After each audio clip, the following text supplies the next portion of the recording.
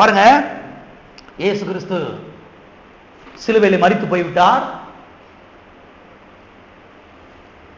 அவரை அந்த சிலுவையில இருந்து இறக்கி, அந்த சரீரத்தை இறக்கி கொண்டு போய் ஒரு கல்லறையில வைக்கணும், அடக்கம் பண்ணணும்.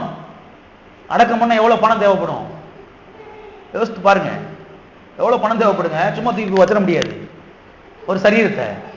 ஏராளம் பணங்கள் தேவைப்பட்டுச்சு. அதுவும் யூதர்கள் பாருங்க, அவங்கெல்லாம் நிறைய விலை கூடின சென்டெல்லாம் அந்த உடம்புல போட்டு தடவி நிறைய அது கெட்டு போக பல மாதங்களுக்கு கெட்டு போகாத அளவுக்கு அவங்க அதெல்லாம் பண்ணுவாங்களாம் பாருங்க. அந்த மாதிரிலாம் பாருங்க பண்ணி தான் அடக்கம் பண்ணாங்க.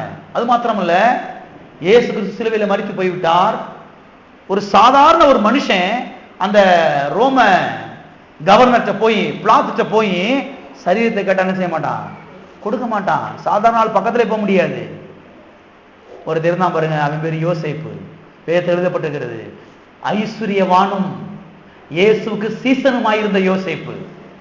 பிச்சைக்காரனும் சீசனுமாயிருந்த யோசேப்புன்னு போடல, ஐஸ்வர்யவானும் பணக்காரனும் இயேசுக்கு சீசனுமாயிருந்த யோசேப்பு. அப்ப இயேசுக்கு சீசனா இருந்துட்டு ஐஸ்வர்யவான் என்ன செய்யலாம் இருக்கிற அநேக சபைகளிலே தவறா போதிக்கிறாங்க. நீ இயேசுக்கு சீசனா இருந்தா ஐஸ்வர்யவானா இருக்க கூடாது. ஐஸ்வர்யவான் யாரும் சீசனா இருக்க முடியாது. வேதத்தில் எழுதப்பட்டிருக்கிறது, இயேசுக்கு சீசனும் ஐஸ்வர்யவானுமா இருந்த யோசேப்பு தைரியமா போறான் அரண்மனைக்கு. பிளாத்துட்ட போய் கேட்கிறான், நான் இயேசு கிறிஸ்து சரீரத்தை அடக்கம் பண்ண போறேன், சரீரத்தை கொடுன்னு கேட்கிறான். உடனே கூப்பிட்டு கொடுக்குறான், நீ போய் எடுத்து அடக்கம் பண்ண சொல்லி.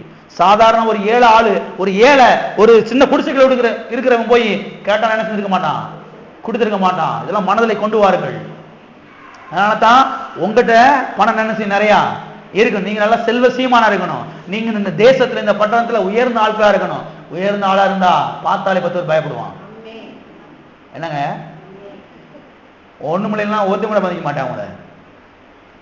அதனால வார்த்தையை மனதில் வையுங்கள். வார்த்தையை மனதில் வைத்து எண்ணங்களை விசாலமாக்குங்கள். எண்ணங்களை தட்டி எழுப்பி விடுங்க. கர்த்தர் எப்படி போறாரோ அப்படி நான் போறேன். கர்த்தர் ஒரு பக்கத்துல போய்கிட்டு இருக்கும், நான் கிட்ட ஆப்போசிட்டா போக மாட்டேன். கர்த்தாவுடைய வார்த்தை கீழ்படுகிற ஆண்டவரே.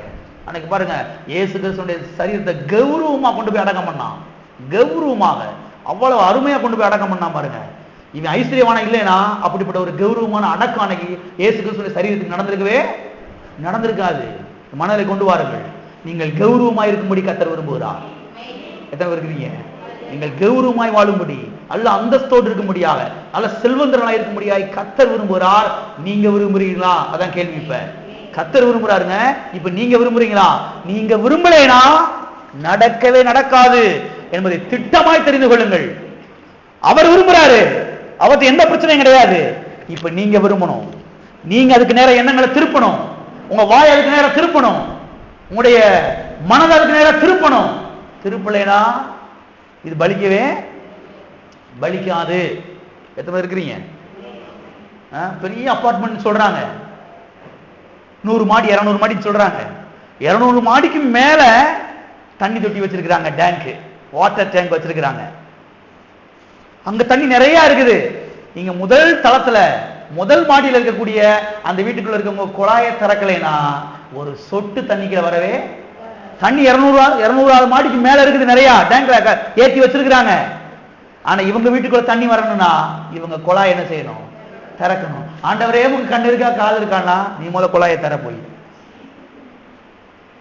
நீ முத குழாயை தர. கண்ணு இருக்கா காது இருக்காங்க கேட்காத போத நீ கண்ணை திறந்து குழாய் என்ன செய்ய போய் தர. தேவன் என்ன சொல்லுகிறார் என்றால், உன்னுடைய பாத்திரத்தை நிரம்பி வழிய செய்ய முடியாது நான் விரும்புகிறேன். இப்ப நீ விரும்புறாயா?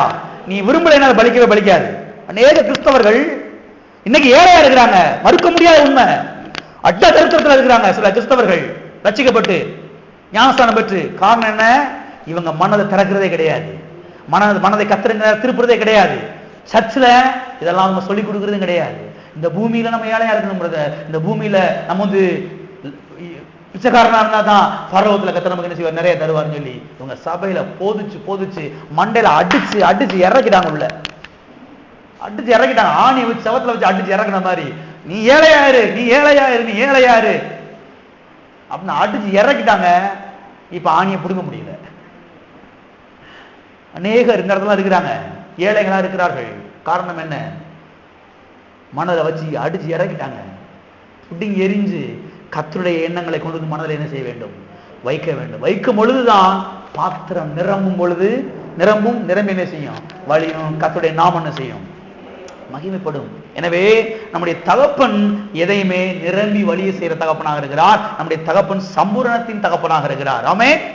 எல்லாம் சொல்லுங்க, என்னுடைய தகப்பன் சம்பூரணத்தின் தகப்பனாக இருக்கிறார்.